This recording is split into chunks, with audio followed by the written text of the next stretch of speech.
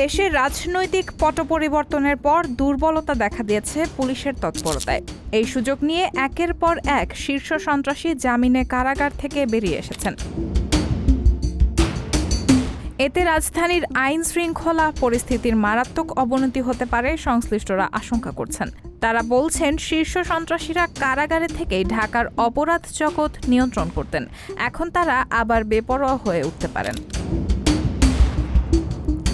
সংশ্লিষ্ট সূত্রগুলো জানিয়েছে, ছাত্র জনতার অভ্যুত্থানে ৫ আগস্ট শেখ হাসিনা সরকারের পতনের পর রাজধানীর অন্তত ৬ জন শীর্ষ সন্ত্রাসী জামিনে মুক্তি পেয়েছেন। তাদের বেশিরভাগই ১ থেকে ১.৫ যুগের বেশি সময় ধরে কারাগারে ছিলেন। এখনও কারাগারে আছেন এমন সন্ত্রাসীদের কেউ কেউ মুক্তির জন্য জোর তদবির করছেন।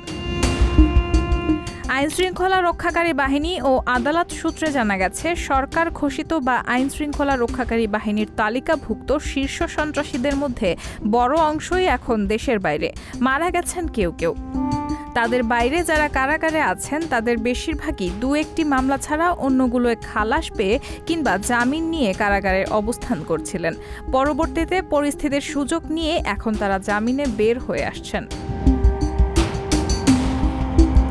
ইতিমধ্যে জামিনে মুক্ত হওয়ার শীর্ষ সন্ত্রাসীদের মধ্যে আছেন আইন শৃঙ্খলা রক্ষাকারী বাহিনীর খাতায় কিলার আব্বাস হিসেবে পরিচিত মিরপুরের আব্বাস আলী, তেজগাঁওয়ের শেখ মোহাম্মদ আসলাম ওরফে সুইডেন আসলাম, মোহাম্মদপুরের ইমামুল হাসান হেলাল ওরফে পিচ্চি হেলাল, হাজারীবাগ এলাকার সানজিদুল ইসলাম ওরফে ইমন। এছাড়া ঢাকার অপরাধ জগতের আরও ২ নাম খন্দকার নাইম আহমেদ ওরফে টিটন ও খোরশেদ আলম ওরফে রাসু ওরফে ফ্রিডম রাসুও কারাগার থেকে মুক্তি পেয়েছেন। ২০০১ সালের ২৬শে ডিসেম্বর স্বরাষ্ট্র মন্ত্রণালয়ের ২৩ শীর্ষ সন্ত্রাসীর নাম প্রকাশ করে। তাতে আব্বাস, হেলাল, টিটন ও রাসুর নাম ছিল। এই ৪ জন সহ জামিনে বের হওয়া প্রত্যেকের বিরুদ্ধেই হত্যা চেষ্টা সহ অনেক মামলা রয়েছে। কোনো কোনো মামলায় তাদের সাজাও হয়, আবার কোনো কোনো মামলায় উচ্চ আদালত থেকে অব্যাহতিও পান কেউ কেউ। সুইডেন আসলাম সহ কয়েকজনের ক্ষেত্রে অব্যাহতি পাওয়ার রায়ের বিরুদ্ধে রাষ্ট্রপক্ষের আপিল না করার ঘটনাও রয়েছে। শীর্ষ সন্ত্রাসীরা কিভাবে জামিন পাচ্ছেন এ বিষয়ে গোয়েন্দা সূত্রগুলো বলছে, বড় অপরাধীদের মামলা, জামিন, গ্রেপ্তার ও সামগ্রিক কার্যক্রমের ওপর পুলিশের বিশেষ শাখাসহ অন্যান্য গোয়েন্দা সংস্থাগুলো সবসময় নজরদারি করত। সরকার পতনের সব আইন শৃঙ্খলা রক্ষাকারী বাহিনীগুলোর ভঙ্গুর অবস্থা তৈরি হয়।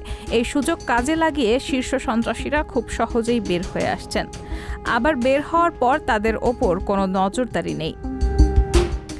এ বিষয়ে নাম প্রকাশে অনিচ্ছুক আইন শৃঙ্খলা রক্ষাকারী বাহিনীর ঊর্ধ্বতন এক কর্মকর্তা একটি জাতীয় দৈনিককে বলেন, আমরা এখন সবচেয়ে বেশি মনোযোগ দিচ্ছি স্বাভাবিক আইন শৃঙ্খলা পরিস্থিতি রক্ষায়। এ কারণে কারাগারে থাকা অবস্থায় কিংবা জামিনের পর শীর্ষ সন্ত্রাসীদের দিকে আলাদাভাবে নজর দেওয়া সম্ভব হয়নি। সেই সুযোগে তারা এভাবে বের হতে পারছে। ঢাকার অপরাধ জগৎ নিয়ে খোঁজ খবর রাখেন এমন একাধিক সূত্র জানিয়েছে, ইতিমধ্যে জামিনে বের হওয়া শীর্ষ সন্ত্রাসীদের কেউ কেউ দেশ ছাড়ার চেষ্টা করছেন। মিরপুর এলাকার এক শীর্ষ সন্ত্রাসী কারাগার থেকে বের হয়ে নেপালে পাড়ি জমিয়েছেন এমন গুঞ্জনও রয়েছে। কেউ আবার পুরানো রাজনৈতিক পরিচয় কাজে লাগিয়ে মূলধারার রাজনীতিতে সক্রিয় হওয়ার আশায় আছেন। কারাগারে থাকা অবস্থায় শীর্ষ সন্ত্রাসীদের অনেকের সঙ্গে প্রভাবশালী রাজনৈতিক নেতাদের কারো কারো সখ্য হয়েছে। সেই সুযোগও কাজে লাগাতে যাচ্ছেন কেউ কেউ। এ বিষয়ে জানতে চাইলে ঢাকা মহানগর পুলিশের অতিরিক্ত কমিশনার রেজাউল করিম মল্লিক বলেন, জামিনে বের হয়ে কেউ যেন নতুন করে অপরাধমূলক কাজে জড়াতে না পারেন সেটি নিশ্চিত করতে আমাদের কঠোর নজরদারি থাকবে। শীর্ষ সন্ত্রাসী, গডফাদার বা যে কোনো পরিচয় হোক, অপরাধ করলে কাউকে ছাড় দেওয়া হবে না। এ বিষয়ে ঢাকা বিশ্ববিদ্যালয়ের সমাজ কল্যাণ ও গবেষণা ইনস্টিটিউটের সহযোগী অধ্যাপক তৌহিদুল হক বলেন, শীর্ষ সন্ত্রাসীরা কারাগারে থেকেই বাইরের অপরাধ নিয়ন্ত্রণ করতেন। তাই জামিনে মুক্ত হলে তাদের অপরাধের মাত্রা বৃদ্ধির আশঙ্কা তৈরি হবে।